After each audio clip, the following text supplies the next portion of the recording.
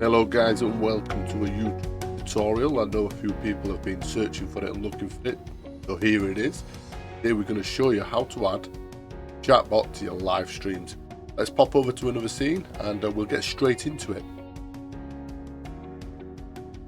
Boom, now we're here. So this is one of my favorites. It's StreamElements up here. Let me just quickly log out so you can see it how you see it when you first join. So when we first come onto the StreamElements website, which I think in the description down below, we want to hit the login button. Now a lot of users use this maybe on Twitch for your live streams. You can also use it for YouTube. Just hit that YouTube button, log in via your email. It'll bring you to your dashboard. Once you're here, let me move my camera over. There we go. So down below here you can see bot settings. It might say invite to channel. Make sure you do that and make it a moderator through the YouTube studio.